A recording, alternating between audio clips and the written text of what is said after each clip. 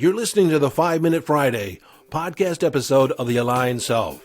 This is your host, Daniel J-N-O-V.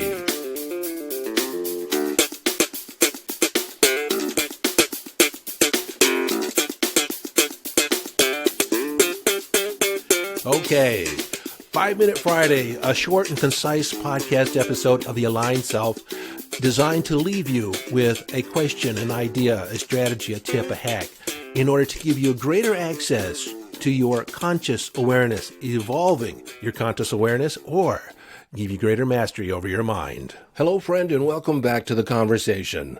In this 5-Minute Friday, I want to tell you a story, and there is a lesson in the story.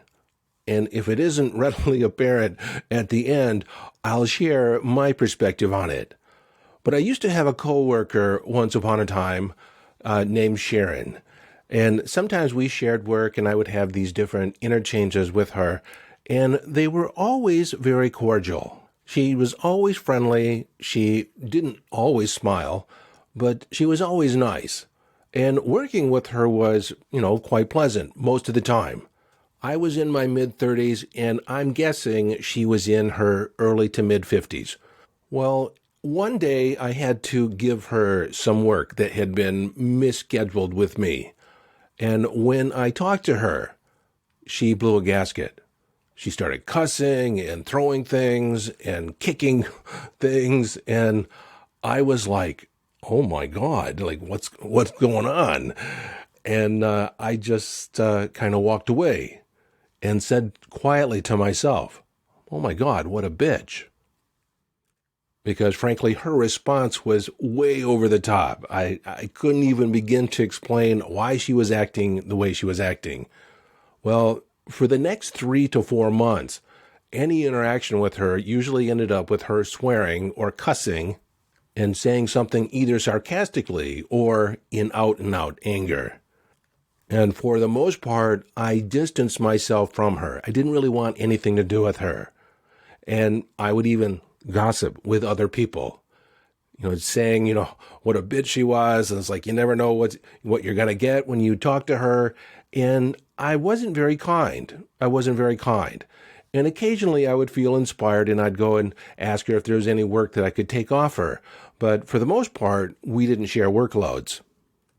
So to her face, I was pleasant, I was kind, but behind her back, I was not so kind. I would gossip. I would perpetuate the idea that she had a loose screw in her head. Well, it was one Monday when I came to work and I realized that Sharon wasn't there. And then I heard people talking that Sharon had passed away. She died over the weekend. For the past few months, she had been living with a brain tumor. And to compound that, she had been taking care of her elderly mother, who was also at home, dying, and required a lot of care. I found out that she had put her life on hold for the better part of 3 to 4 years to take care of her mother, only come to the realization that she herself was dying. So when I learned of this, I felt like a total idiot. I realized I had been judging her as a person, not even concerned or interested in what might be going on with her. What upset was she going through that I was not privy to? And maybe it was none of my business, but I could have been more compassionate. I thought a lot about Sharon and my interaction with her, about her life and what it was like to be in her shoes. And I realized, too, that she had just buried her mother a couple weeks before she herself died. So there was something in her subconscious, within her, a strength within her, that allowed her to hang on until she was no longer needed. And that, my friend, made me feel even more like an idiot. What a judgmental buffoon I had been. Well, in that moment, I made a decision never to judge somebody, judge their life, judge their behavior based on my point of view. Decision number 2, I avoid gossip at all costs. In fact, being in a conversation where gossip is have been thrown up, that's a good metaphor, I actually feel ill behind it. I end up feeling tapped out, low energy. So I subscribe to the cliche that if you can't say anything nice about anyone, don't say anything at all. Because frankly, we never know what another person is going through.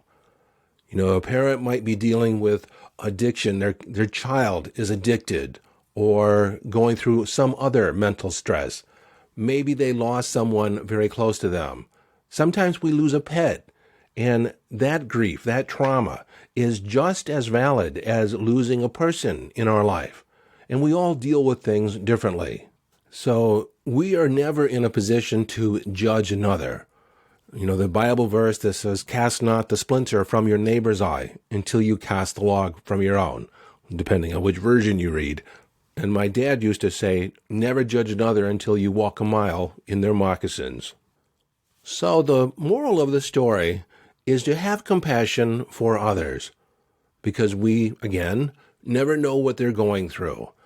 And instead of judging them, ask how you can be of service. Is there anything that I can do for you?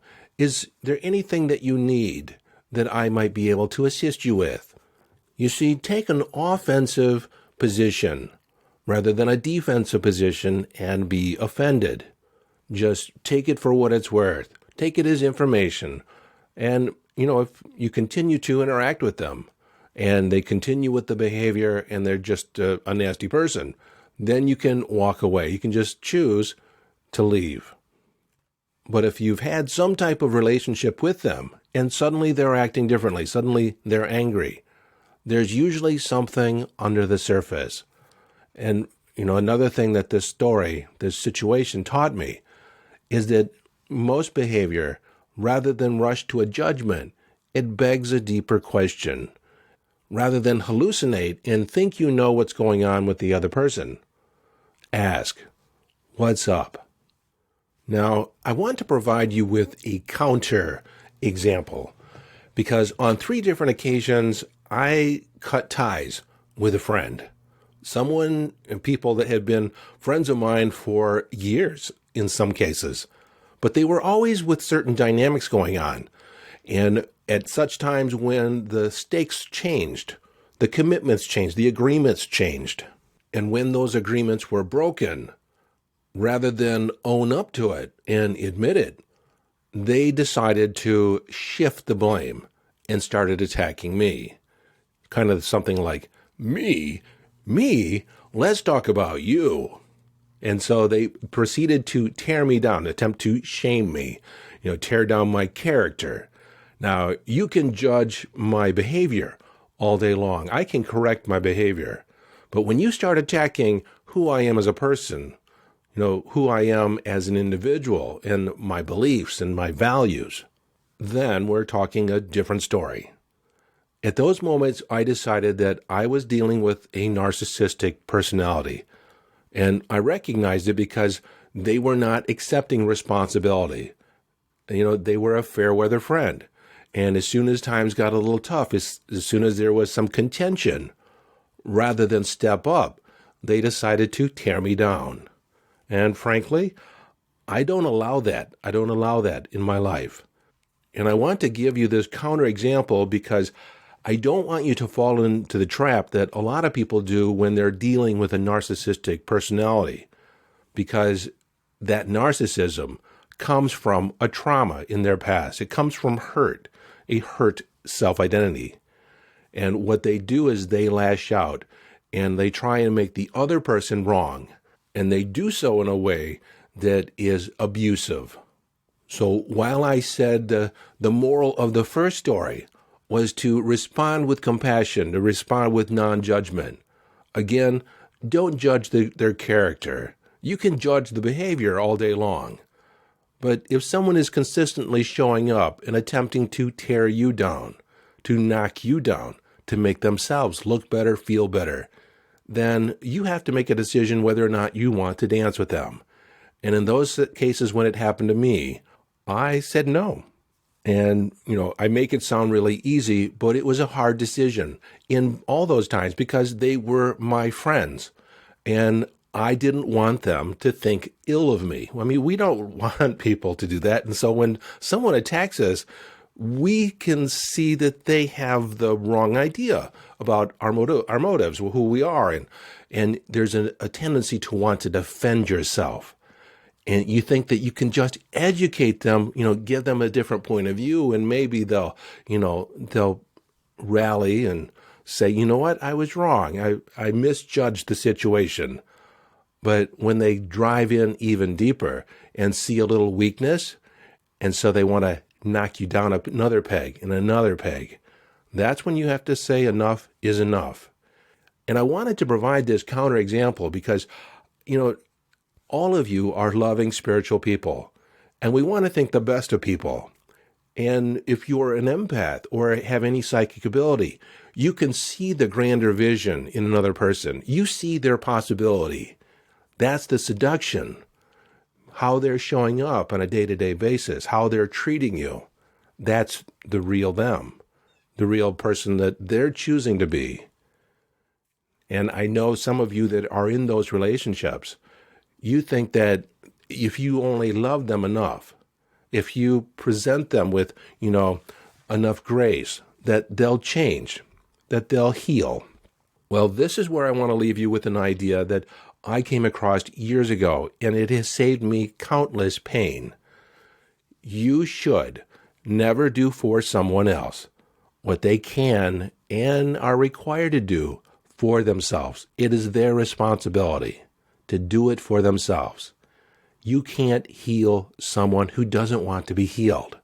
If they're not taking, consistent action to seek therapy or to heal themselves or to look within and really come to terms with the anger and the blame and the self-identity, then, my friend, it is not your role to do that for them. And if you happen to be dealing with a narcissistic personality, they are unlikely to actually look that deep because, frankly, that means that they would have to take responsibility for a lot of things that they've tried to push aside. They would actually have to admit something that they spend the majority of their lives avoiding looking at directly. So I want you to know what you're dealing with. If it's just a change in behavior, someone you've interacted with on a normal basis and then suddenly something's up, something's different, it begs a deeper question. But if they consistently show up in a particular way, when you've given the opportunity for a different response to show up, then you have to decide whether or not you want to dance with them. Now, each and every one of those friends that I've ended the friendship with, ended my interaction with them, and it has been, like cut and dry. Because I learned in the first relationship, if you leave the door open a little bit, if you give them a little bit of grace, they'll take even more. So there's really no end to the abuse, the long-term abuse, unless you end it. And it has to be you. Because frankly, they're sucking energy from you. That's one of the reasons why they behave the way they do, in order to claim your energy, take your energy.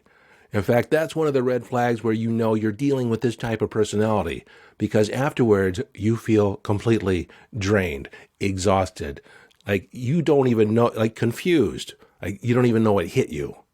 Well, I had no idea I was going to, talk about the flip side of the coin here.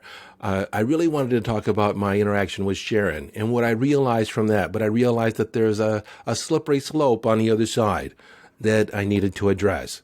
So react with compassion. Have compassion for people. Ask a deeper question. Don't assume you know what's going on with them. Ask for, how can you assist them? How can you help them? Anything that they need that you might be able to provide. And you can call attention to the behavior. Like, this is uncharacteristic of you. Like, what's going on? And on the flip side of it, if you feel like you're being abused, don't take it. Reject it. Walk away. For your own self-protection, because they more than likely will never, ever change. Well, I know you started listening to this thinking that it was going to be a short one, But and it did go longer than I thought it was, but I had to talk about the slippery side of this slope. Now, I feel that there's going to be an episode in the future where we dive deeper into that whole aspect of self, the personality, the narcissistic syndrome. But I don't want to leave you hanging.